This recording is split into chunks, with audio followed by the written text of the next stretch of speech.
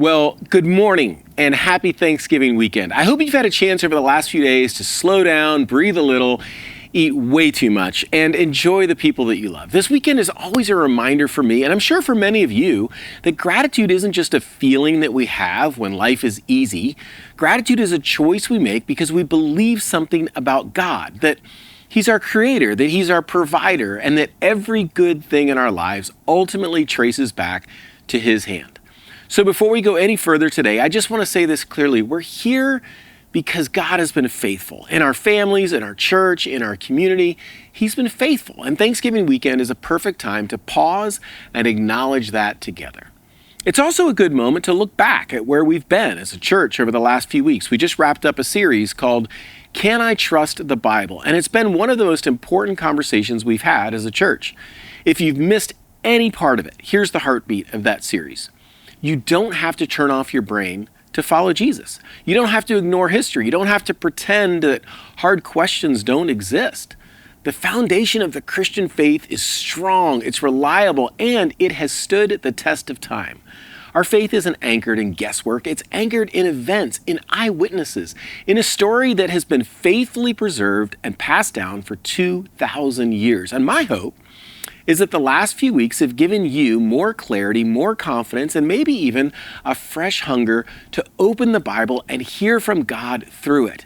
Because when you trust the story, you're more willing to trust the author. And trusting the author changes everything. Now, Thanksgiving weekend also marks the beginning of one of my favorite seasons of the year. Not just because of the lights and the music, but because of the story behind it. A story that began in a place no one expected, in a way no one imagined, and in a moment that still speaks to us today. And in just a few minutes, we're going to begin a brand new Christmas series called The Way in a Manger. But before we get there, the band is going to lead us in a song. And then after that, I'll be back to introduce the new series. So let's take this Thanksgiving weekend posture. Grateful, expectant, open, and carry it with us into this Christmas season. Let's worship together.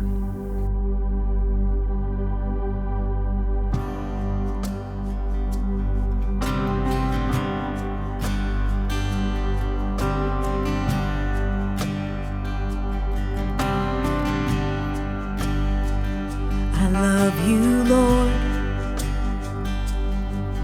Oh, your mercy never fails me.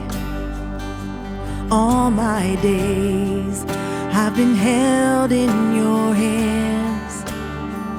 From the moment that I wake up until I lay my head, I will sing of the goodness of God. All my life you have been faithful.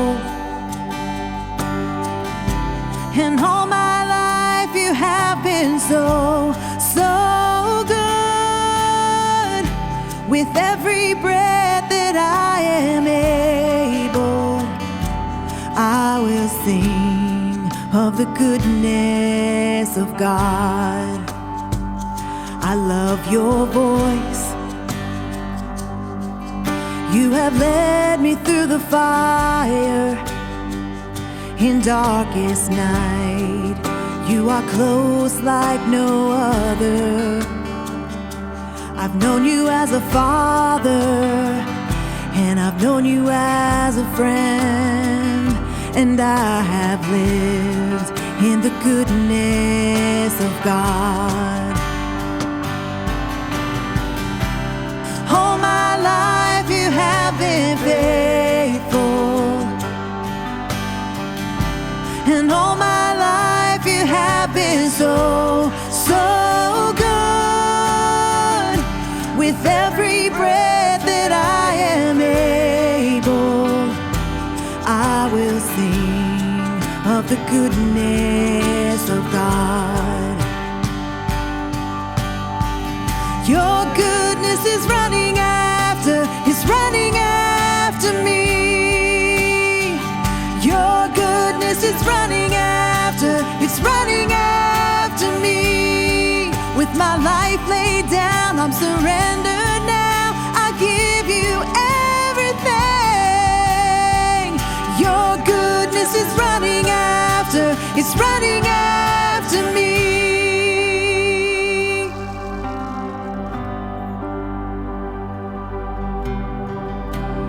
All my life you have been faithful, and all my life you have been so, so good. With every breath that I am able, I'm gonna sing of the goodness of God.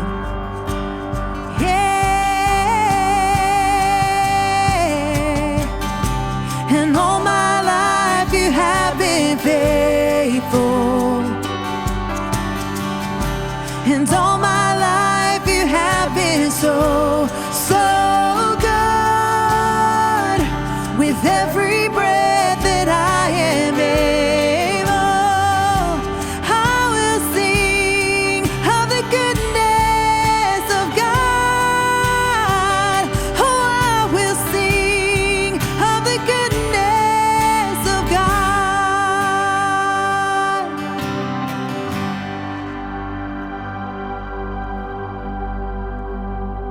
You know, every year around this time, we start hearing phrases like, it's the most wonderful time of the year, or it's the season of joy. And maybe that's true for some people, but for a lot of us, it doesn't really feel that way. Maybe you're tired. Maybe you're overwhelmed. Maybe life feels a little off course. Maybe you've drifted into a season you've never planned, and you can't quite explain how you got there. And the truth is, that happens to every single one of us. At some point, you take a step that seems right at the time, and then another, and another, and then one day you look up and think, how did I get here? And how do I get back? And the question we instinctively ask in those moments is, what am I supposed to do? But what if that's not the right question? What if we've been trying to fix our lives by asking the wrong questions altogether? Because if you've ever felt lost emotionally or spiritually or relationally, you know this already. Doing more isn't always the solution. Trying harder isn't always the solution. Thinking your way out isn't always the solution. Eventually, you start wondering, maybe it's not just about what I do. Maybe it's about the path I'm on. Maybe it's about the way I've been walking. And that raises a bigger question. One most of us have never slowed down long enough to ask. What if there's actually a way to life? A way that leads somewhere good and ways that don't? And what if we keep choosing the wrong ones without realizing it? Here's the strange thing about Christmas. We celebrate an event, but the event originally pointed toward a way people had lost, a way nobody expected, a way most people didn't understand when it arrived. Think about how upside down that is. A newborn in a manger, a couple far from home, a political climate full of fear and division, a religious world drowning in rules, arguments, and pride. No one knew what God was doing or why he was doing it that way. And yet, that moment introduced a way that would eventually reshape the world. Not because people immediately understood it, not because it made sense at first, not because it was convenient or comfortable, but because it was different from every other way that people had been walking. And that raises the question for us. What if this Christmas, the biggest thing standing between you and who you want to become is the way you're currently walking? What if the habits you're holding on to, the reactions you default to, the assumptions that you've lived with for years, what if those are part of the way that can't deliver what you're hoping for? What if the reason you feel stuck or angry or distant or tired isn't because your life is broken, but because the way you're following isn't leading you where you thought it would? And what if, just go with me here, what if the way we keep overlooking, the way we keep underestimating, the way we keep seeing as weak or outdated or unrealistic or oppressive, what if that is the way that actually changes things? What if the way that you've been searching for has been quietly sitting in a manger for 2,000 years? Not demanding your attention, not forcing itself on you, not shouting over the noise, just waiting to be noticed? What if the way forward for your relationships, your peace, your future isn't bigger or louder or tougher or smarter, but simply different? And what if, just like the first Christmas, the truth is far more disruptive than we imagined? Because if there is a better way, then following it might require something from us. It might confront us, it might stretch us, it might challenge the way that we've been living for a long time. So this Christmas, we're not just asking, what do I need to do? We're asking, what way am I really following? And is it leading anywhere I actually want to go?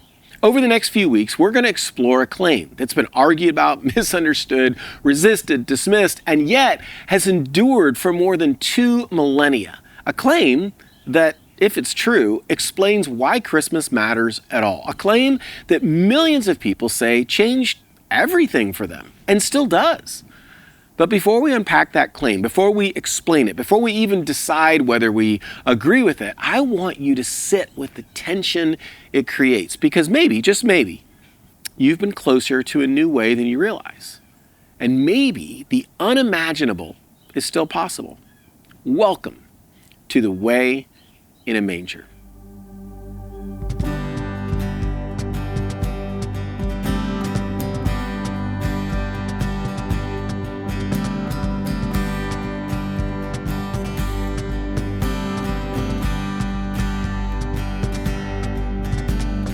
Angels we have heard on high, sweetly singing o'er the plains and the mountains in reply, echoing their joyous strains.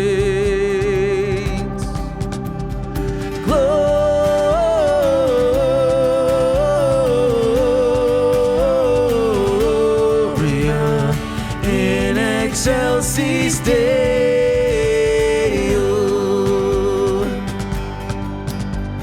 Shepherds, why this jubilee?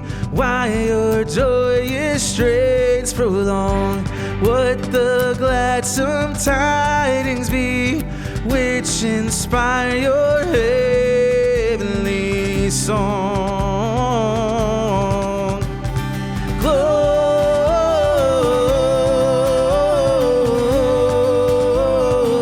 Gloria in excelsis Deo.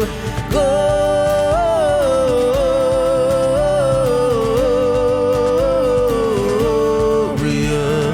in excelsis Deo.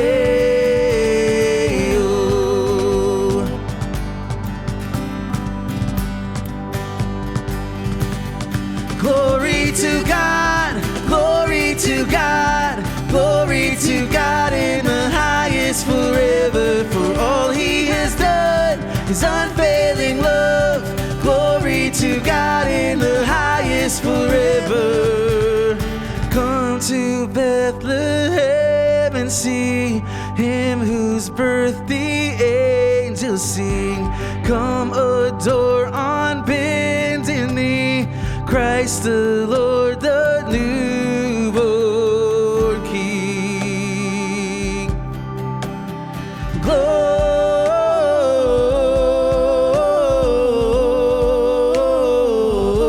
Gloria in excelsis Deo.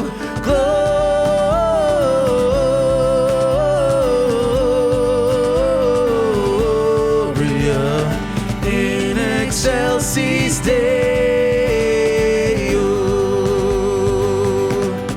Glory to God, glory to God, glory to God in the highest forever for all he has done, his unfailing love.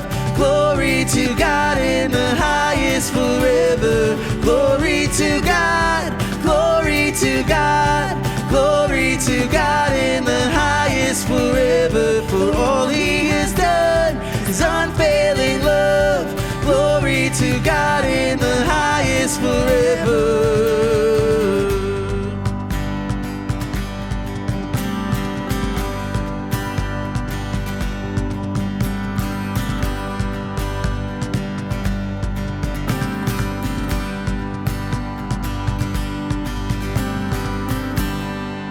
Thanks for joining us this morning. We'll be back in real life next Sunday at Liberty Pines Academy. And don't forget, Christmas Eve, December 24th, 4 o'clock p.m., a Christmas event for the whole community.